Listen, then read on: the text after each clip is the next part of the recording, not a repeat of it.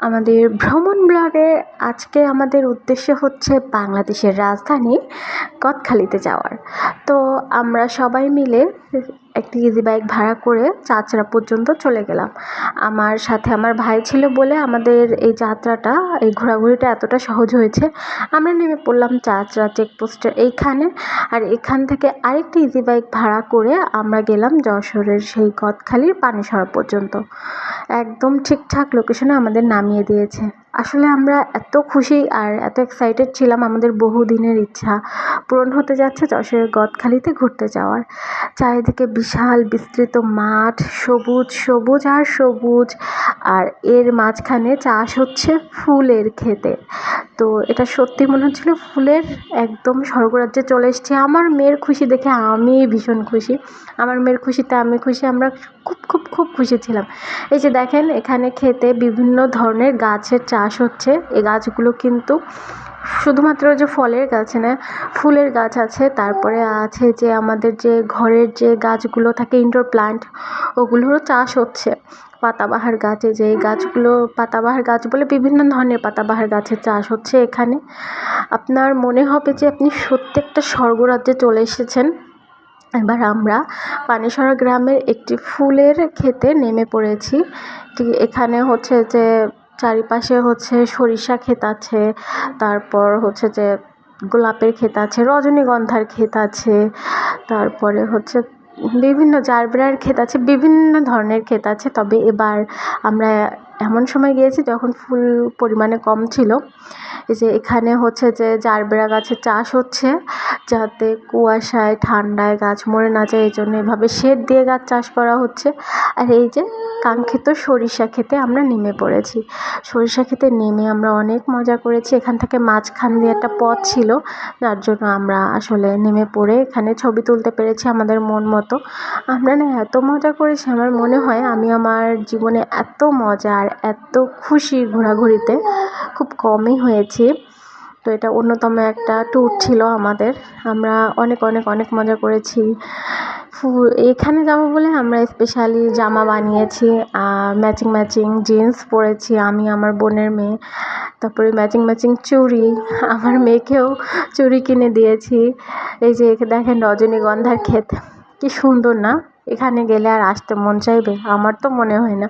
আমার সত্যি এত মজা লেগেছিল। আমার মেয়েকে আমার জামার একটা অংশ কেটে, একটা লাল জামা ছিল সেটা একটু ছিঁড়ে গিয়েছিলো, সেটা কেটে আমি আবার ওড়না বানিয়ে দিয়েছিলাম। তো যাই হোক, এই যে প্রায় সন্ধ্যাই হয়ে আসছিলো, তো এই সময় আমরা গেলাম হচ্ছে যে গোলাপের ক্ষেতে। আমরা এত ঘুরেছি, এখানে গাঁদা ফুলের ক্ষেতেও আমরা ঘুরেছি, ছবি তুলেছি। আসলে ভিডিও অনেক বেশি করা সম্ভব হয়নি, ছবি তুলেছি অনেক বেশি। তো এই যে এটা হচ্ছে গাঁদা ফুলের ক্ষেত, ওই যে দেখা যাচ্ছে, দেখেন ওর মাঝে যে আমরা অনেক অনেক অনেক ছবি তুলেছি। আর আমার মেয়ে তার মামার কোলে উঠে এত মজা করছিল। মামা হলে তো তার কিছু লাগে না, আর ঘুরতে এসেছে সেখানে মামা আছে, এটা তো তার আরও উপরি পাওনা। তো এই যে আমরা এবার হচ্ছে যে মাথার ক্রাউন কেনার জন্য, ফুলের ক্রাউন কেনার জন্য আমরা আর কি এই বাজারের দিকে চলে আসলাম। মানে আমরা এবার হচ্ছে একটু, যে মেলা আছে এখানে, বিভিন্ন মেলার আছে, যেমন এটা মেবি কি একটা মেলা ছিল জানি না, 4-5টা আর কি মেলার স্টল আছে, সুন্দর করে সাজানো আছে। তো যাই হোক, আমরা এখান থেকে ফুল বেছে বেছে কিনছিলাম। আপনি বিভিন্ন দোকানে না বিভিন্ন প্রাইস চাই, এমন আছে। আমরা 3জন মিলে, যেখানে আমরা 200 টাকা দিয়ে 3টা ক্রাউন কিনেছি, আমার মেয়ের জন্য, আমার জন্য, আমার বোনের মেয়ের জন্য, সেখানে অন্য জায়গাতে একটা ফুলের ক্রাউনে যাচ্ছে 250 টাকা। তো একটু ঘুরে ঘুরে আর কি কিনতে হবে, না হলে আসলে ঠকে যাবেন। আর এগুলোর দাম অতিরিক্ত বেশি। আর বেশি ভালো হয় কি জানেন, বাজে টাকা বেশি খরচ না করে একটা ক্রাউন কিনে সেটা সবাই মাথায় দেওয়ার। তো এই যে আমরা আবার গোলাপ ফুলের খেতে চলে আসছি, গোলাপ আর গোলাপ চারিদিকে। তারপরে আবার ক্রাউন কিনে একটু ফুচকা টুচকা খেলাম। তেমন একটা ভালো না এখানকার কোনো খাবার। আসলে আমরা যারা আর কি যশোরের লোক আছি, আমরা যে ধরনের ফুচকা খাই বা রোড সাইডেও যে ফুচকা আছে, তার মানে সাথে কিছুই না। আসলে এখানকার কিছু তেমন খাবার মতো আসলে তেমন কিছুই নাই। আপনি জাস্ট ঘুরে দেখতে পারবেন, এখানে ঘোরাটাই আসলে আসল এখানে হচ্ছে এটা মনোয়ারা পার্ক সম্ভবত। এই পার্কে আমরা চলে আসলাম, খুব সুন্দর করে সাজানো। আর রাত হয়ে গিয়েছিল বলে আর কি মানে ওইভাবে ভালো লাগছিল না তেমন। একটু যদি সন্ধ্যার দিকে আসা যায় সুন্দর লাগবে। একদম প্রায় তখন 7:30 বাজে। এই যে লাভ দিয়ে সাজানো গেট, এখানে আমরা অনেকগুলো ছবি তুলেছি। আমার বোনের মেয়ে তো একদম ফটোজেনিক চেহারা, ও তো অনেক ছবি তুলেছে।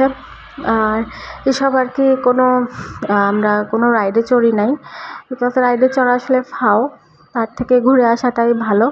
তো আমরা ঘুরে ঘুরে দেখছিলাম আর কি। খুব সুন্দর করে সাজানো পার্কটা, বিশেষ করে এই যে ছাতা ঘেরা, এই যে এখানে লেখাই আছে মনোয়ারা ফ্লাওয়ার পার্ক, খুব সুন্দর। এখানে অনেক ফটোগ্রাফার ভাইয়েরা আছেন, ছবি তুলে দিতে চাইছেন, সাথে সাথেই নাকি ছবি দিয়ে দেবেন। তো যেহেতু আমার ভাই খুব ভালো ছবি তুলতে পারে, আমাদের আর ফটোগ্রাফারের দরকার হয় নাই।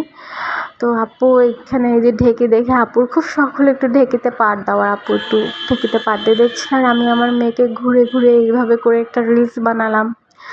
ও হচ্ছে যে, আর আমার বোনের মেয়ে, ও তো খুব ছবি আর ভিডিও রিলস বানাইতে ব্যস্ত। তো ওর মামা, আসলে এমন মামা পাওয়া ভাগ্যের ব্যাপার।